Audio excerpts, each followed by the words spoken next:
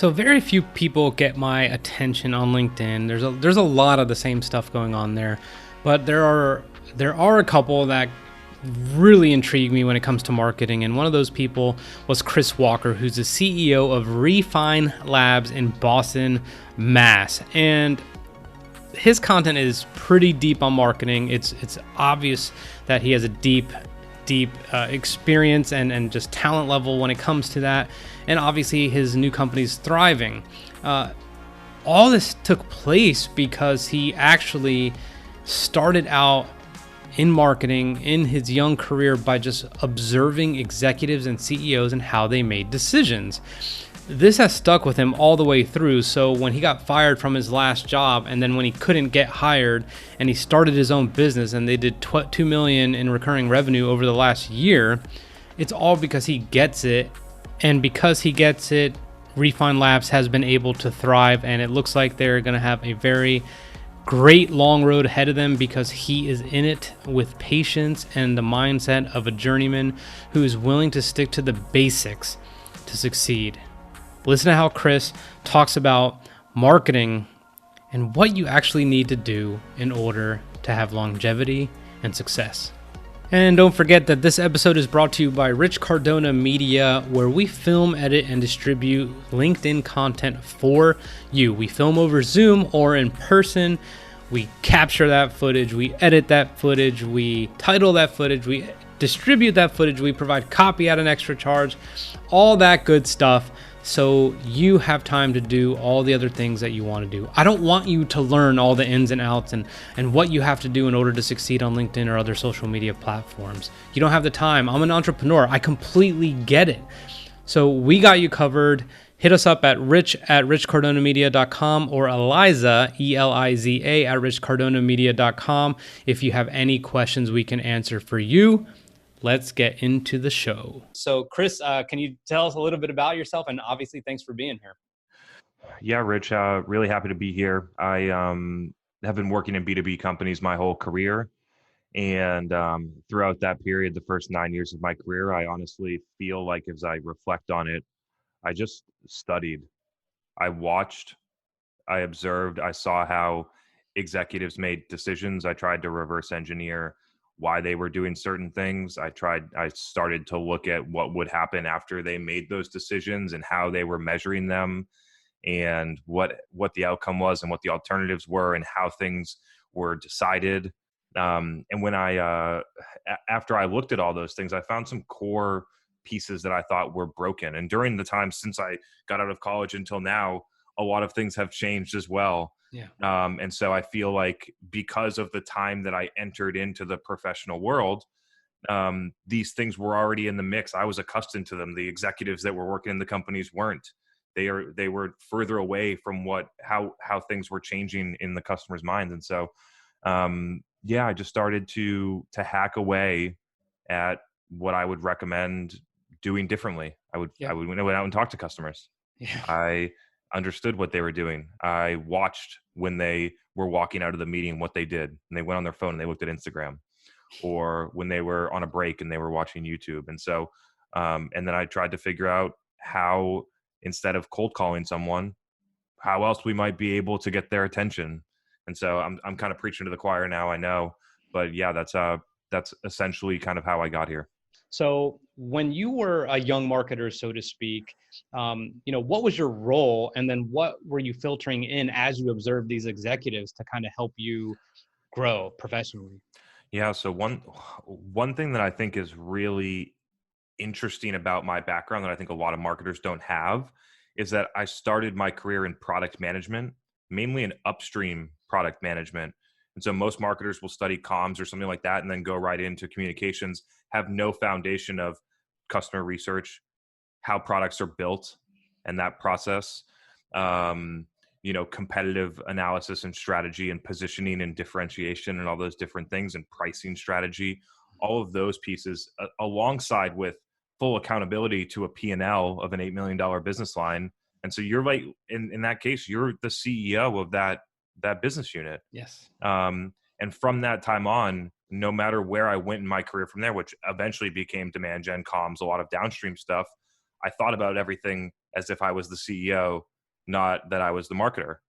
And so I started to look at what is going on with product, what is going on with sales, what is our customer acquisition cost, what are all these different things, which then kind of like I think propelled me to elevate in my career rather quickly, because I was always leveling up, Hmm. if that makes sense.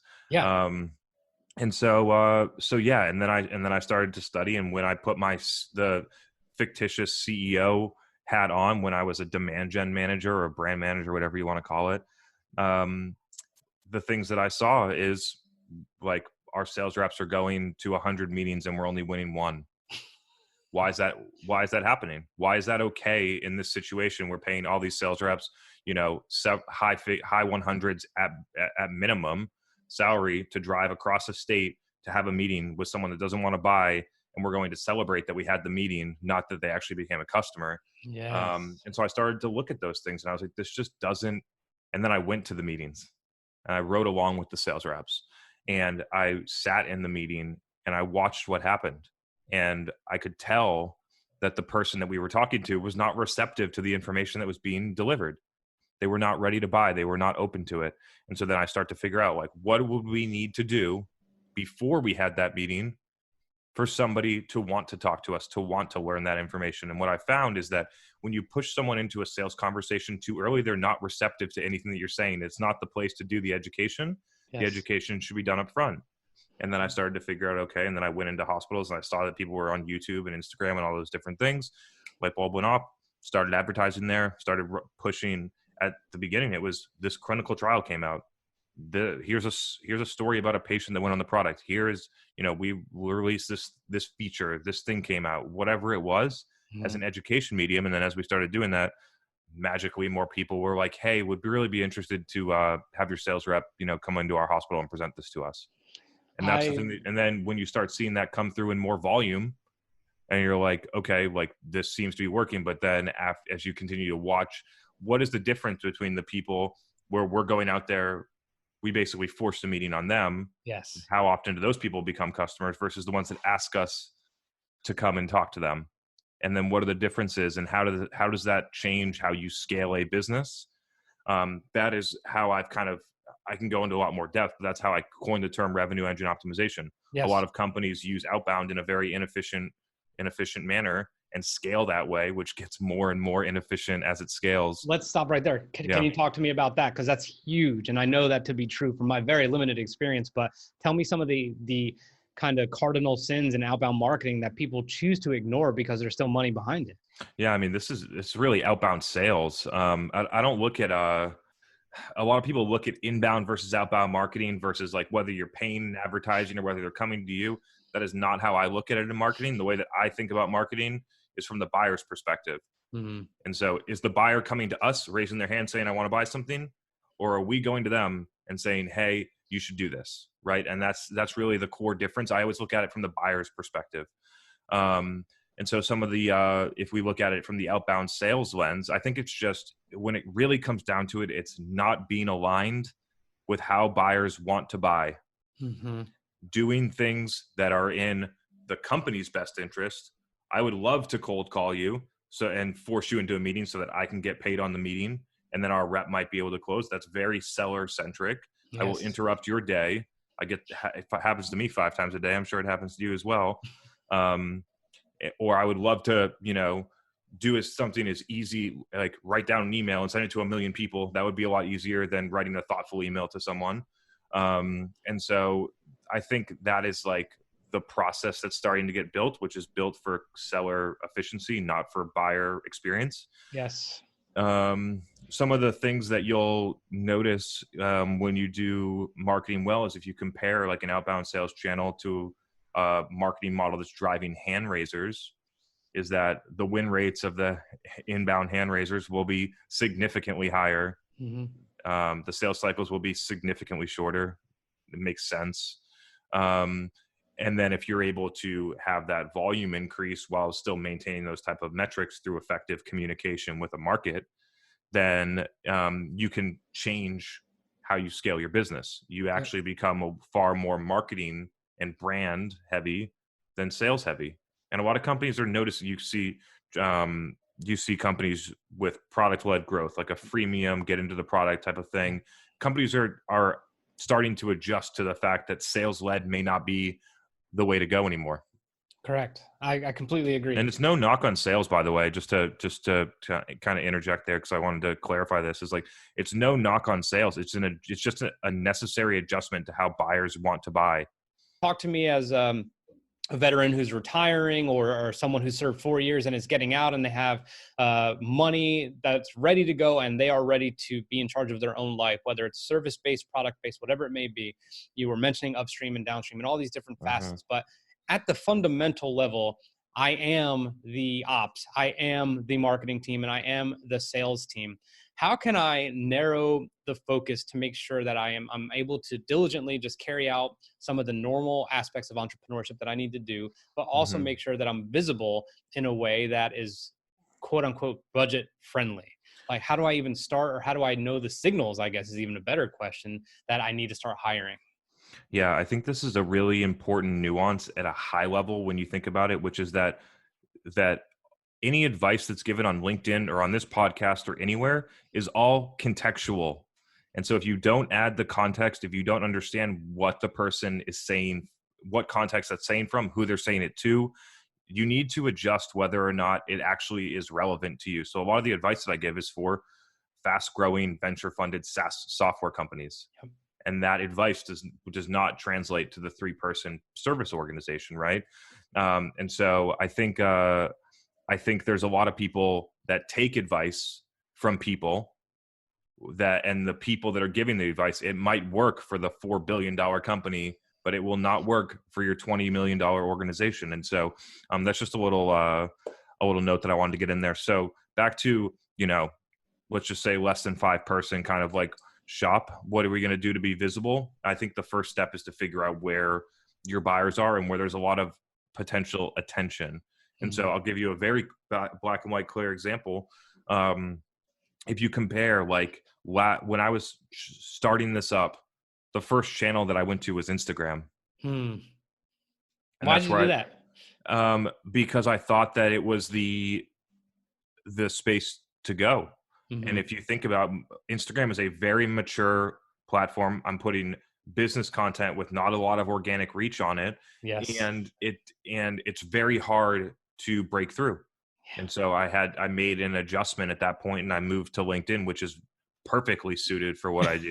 Business content in a new medium with a ton of organic reach. It really was the aligning of stars at that point for me. And so I think it's first about picking where you're going to produce the information. There's a lot of different options. Right now, my cadence is long form podcasts like this, or we do a weekly live Q&A or whatever. I like setting a pillar that forces you to do it on a recurring basis. And so if it's up to me like, we have Tuesday evenings at 7:30, it's on the calendar in perpetuity until we decide not to. And so it's a requirement for me to be there. I owe it to the 50 people that are going to show up every Tuesday to go and do it, which is great because it gives me accountability and it forces me to create content, which is then going to flow down into LinkedIn.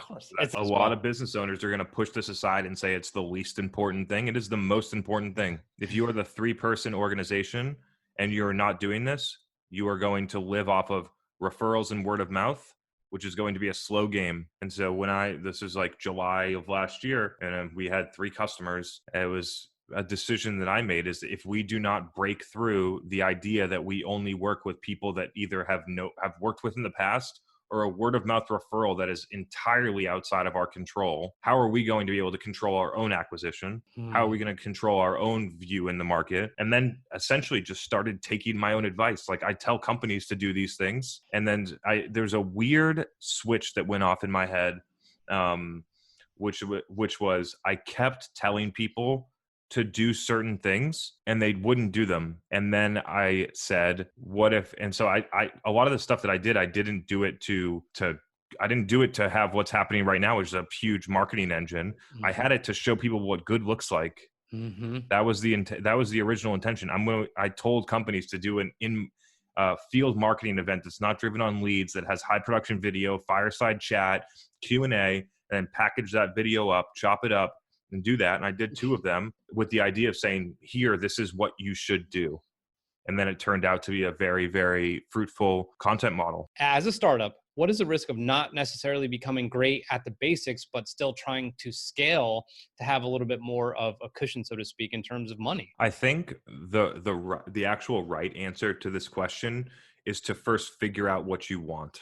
Hmm. And so when I made the commitment that I wanted to build a business with that had a lot of people and gave people good career opportunities and did good work and hopefully leave a mark on the B2B marketing landscape, that was kind of like when I made that commitment, my behaviors changed. I love that. Yeah, and so when that happens, so the first thing for people listening to this is what what do you want?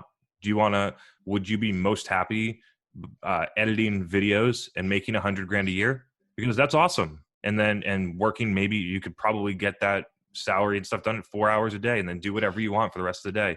That would be awesome. A lot of people would be really happy doing that. A lot of people would that are in that shoe are there and think that they need to build a 10-person company and then become, when they have 3 employees, realize that they don't like managing people, and then they become unhappy, and they would have been really happy doing that. So like, I think there's a lot of different iterations. It's taking a hard look about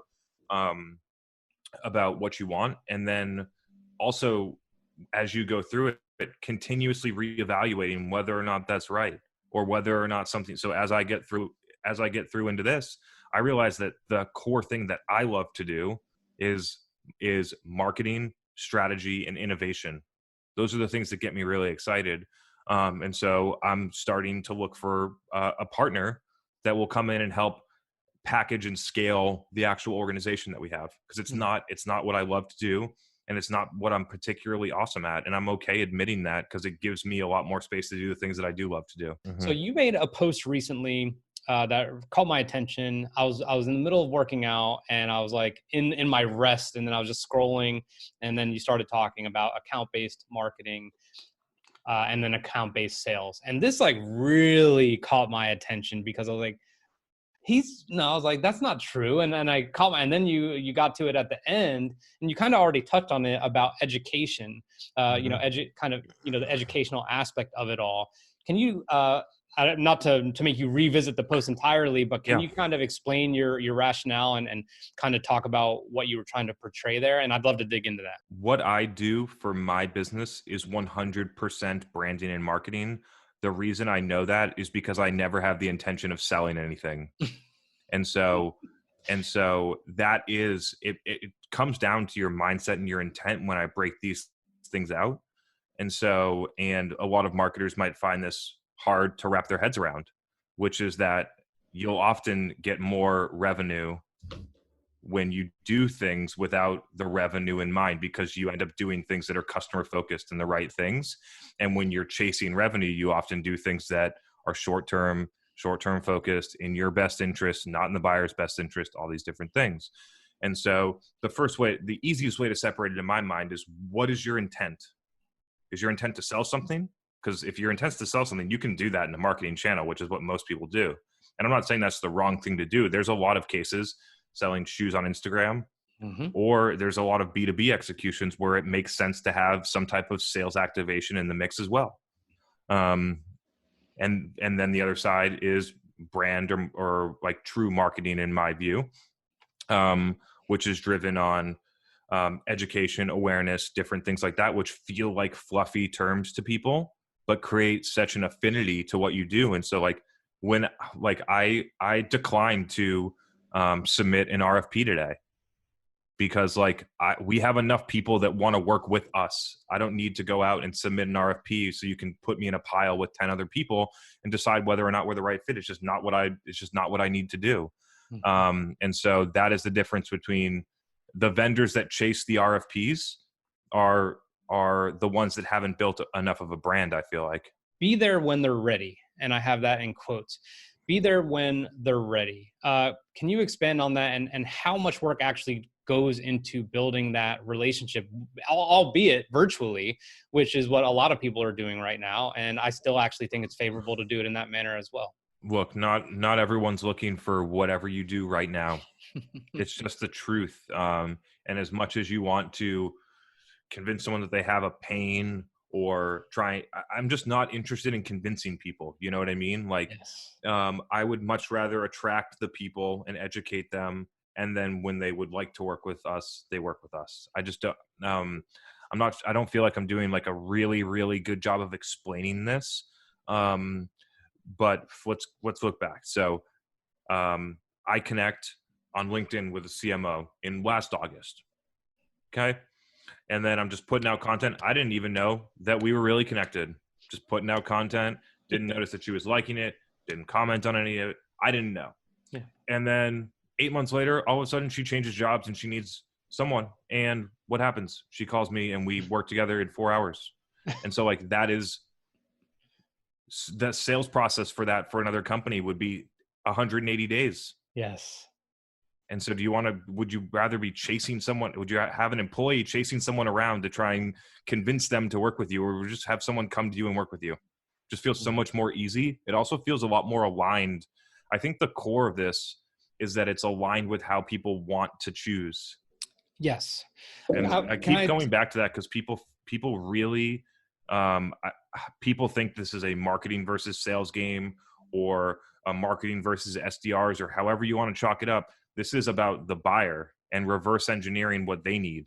If you have not been able to avert your eyes from the normal markety, salesy things that you and I probably don't like, and you need to make that shift into more customer centric thinking, how can you, what are ways you could make that shift, if at all? Yeah, there's two ways. If you're a business that is venture funded that needs to continue to grow in order to keep raising money so you can keep losing money, the answer is it's probably not going to happen, to be honest. If you are an entrepreneur that has one client and don't have enough money to live, it's probably not possible either. And so let's look at both sides of the equation. On the venture funded side, because of the nature of taking on money, being forced to grow so you can continue to raise money and continue to lose money, you must continue to grow, which therefore drives behaviors that are often short-term focused, which is not the position that I want to be in, which is why we don't have investors or things like that. Like if we don't get a client next month, everything is going to be fine. But a lot of people can't say the same thing. They have a certain amount of runway. They need a certain amount of growth and blah, blah, blah, blah, blah. If you're the entrepreneur, you need to first get to a place where you have enough to live. And that there's two either ways: growing your revenue or reducing your expenses, or both, whatever you need. And then once you get to that point, you become in a place where you can change your approach. And so, and when you're able to, it's really, really interesting. I continue to say this. I think a lot of people, when they hear it, they don't get it. But when you think long term, you actually get better results in the short term too, because you do the right things. That sales and marketing do not have to be opposing forces. And I think the anecdote you were talking about, but they, if I'm a marketer, yeah. And I mean, I know Gary Vee's talked about it a million times. Like a marketer celebrates the victory when this happens, but the sales rep's the one in the trenches all the time. What have you seen that has enabled those two entities to just function cohesively rather than, just really opposites, or not even opposites, but just in their own silos? I think there's so many factors to this, this component. I think the first one is company culture, which starts with the CEO. And so what will happen at this level is that often the CEO thinks about things in terms of sales, not in terms of brand. And therefore, the company will prioritize short-term sales over brand activities, which will also get you sales just in a different way. And so when the culture leans that way, the business starts to lean that way. And then what happens, what stems from there? Sales becomes the more important entity in the company, because they have the black and white metrics. And so then what happens is the metrics for marketing become, how do we support the sales team with leads, which I think is literally this whole stem becomes the root of all of these issues, which is that sales says we need leads, or actually whoever says it, right? The CMO could say it, the CEO could say it, anyone, and it's not a sales versus marketing thing. Anyone could choose that metric. You choose, we need leads, and you build it around as if you had an SDR team. Okay. And so when you build it like you have an SDR team, you're planning for horrible inefficiencies between the lead and the opportunity. Yes. And with that, you give a very large number to the marketing team, which is unrealistic, and it forces them to do the wrong things in order to hit that number, which then gives sales a bunch of junk. Yes. And then the sales team says these things are a bunch of junk. Marketing's not doing their job when it all started from the top. Mm-hmm. And so the way that you fix that, I find to be very simple, which is change marketing metrics and then figure out how to do marketing. Mm-hmm. You actually need to change the metrics before you figure it out, because you can't, the right marketing cannot operate in a company that needs that volume. You do the Yes. wrong things. So that's kind of like the way that I break it down. And the two groups operate pretty harmoniously when marketing's contributing the leads that are creating 50% of the company's revenue, because it makes sales job easier, sales cycle shorter. They don't need to work as hard and go outbound to get their whole quota. They have like a small amount coming through. And that's just kind of how how I've seen it work. When you talk a lot in one of your hashtags on social is demand generation. Yep. Can you kind of define what that is and why that is where you like to operate specifically? It's so cloudy what demand generation actually is in a B2B organization. So some people will say it's 100% cold outbound is demand gen. Mm-hmm. I consider it creating demand, not creating leads. So how do you communicate with the market, which then changes their perception or increases their affinity to buy, which creates demand that sales can capture. That's how I define it. But I'm actually starting to switch up and think about pivoting to revenue marketing, which I think is and the challenge with the idea of revenue marketing is if you take it directly, you end up doing a bunch of the short-term shit that we were talking about before. Yep. And so the idea of revenue marketing is how do you market to create revenue? But oftentimes you actually do it's if I struggle to actually like step back and think about how far I've like my brain has come on this one, but like because when you do it so directly, like, hey, buy, like a lot of people would say, hey, revenue marketing, let's send emails and say, buy our stuff. Yep. And so, yeah, that's kind of like how I view demand gen. I'm kind of debating in my head whether switching that to revenue marketing is the right thing. But like, when it comes down to it, whatever term you call it, it's marketing, communication with the market, understanding the market, communicating with them effectively. And that's really what it comes down to in my view right now. When it comes to leads versus demand, I wanted to ask you to dig a little bit deeper on there. Yeah. So a lead versus demand. Can you talk about the difference there? The lead in demand is the outcome of good demand. The lead in lead gen is the activity. I'm going to put a form somewhere and I'm going to drive 1 million people there in hopes that they fill out the form, as opposed to I'm going to create demand and someone is going to decide that they are our lead. They're going to decide that they are interested in buying whatever we're selling. That is the core difference to me. It ultimately comes to, again, back to your intent. Lead gen is a sales activity.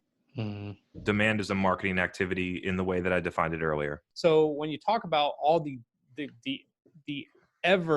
nonstop transcending things in technology, why do you think that you could still stick to the basics and win without evolving with some of the tech out there? Because I'm doing it. I mean, and this is particularly pertinent for companies that are less than $5 million and trying to grow. And so when you go into the company that, whatever, let's just say 1 million ARR SaaS company that is trying to implement a $4,000 a month ABM tool, is putting Salesforce in place, is putting multi-touch attribution, conversion rate optimization software, and they haven't spent 1 minute talking to their customers. This is especially as a marketer.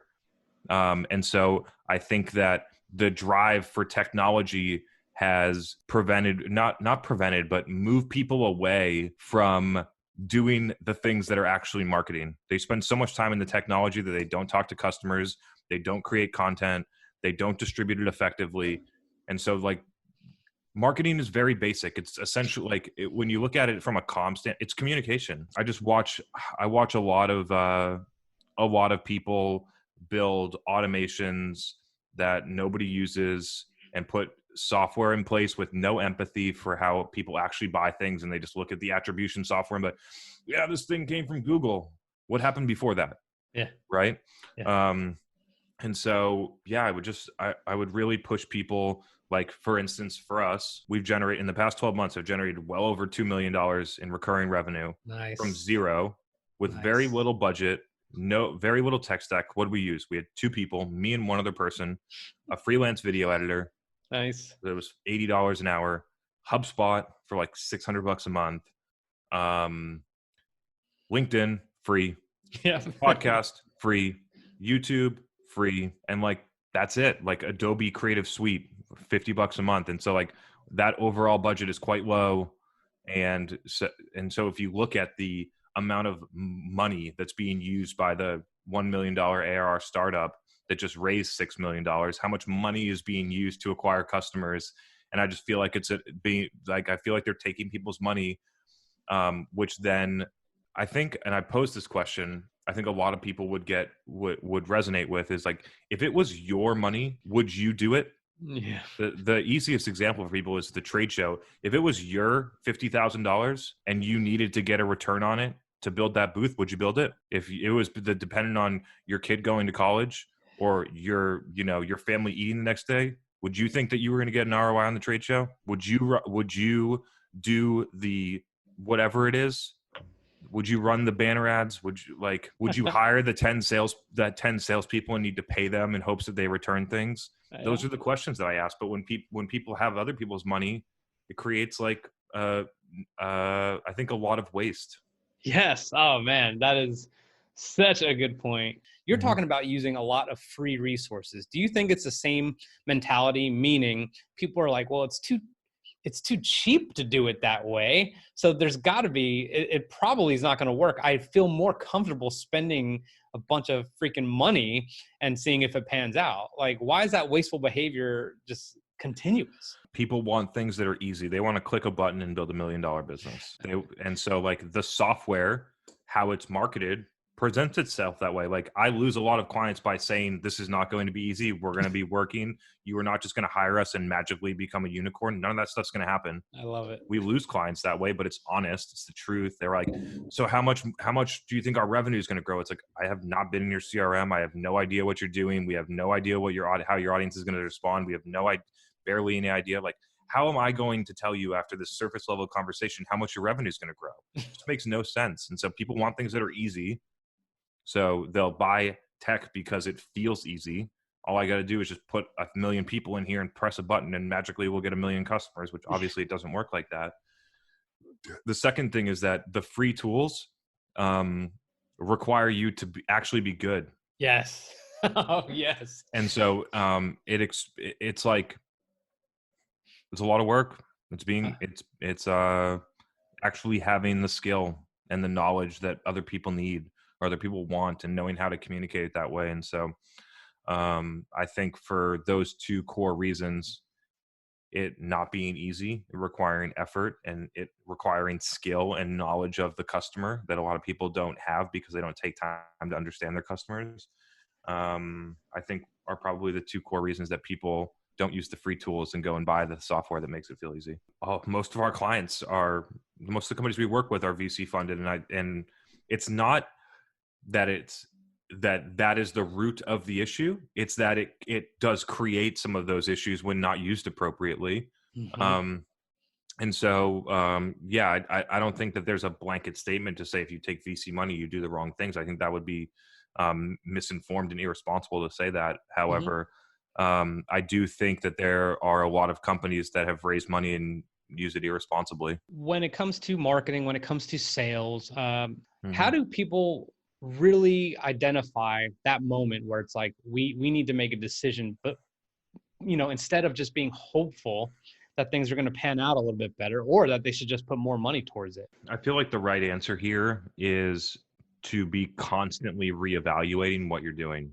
Mhm. And so like every time I'm in a conversation, it's almost like you pick a direction and you move in that direction until you have data that tells you otherwise. Mm. And so it could be, I think that this messaging is going to resonate, and then I say it to 6 people, and if the 6th person doesn't work, I realize that I need to solve that. Whatever it is, it could be 6 people. I think a sample size of 1 would be irresponsible to pivot on, but Sure.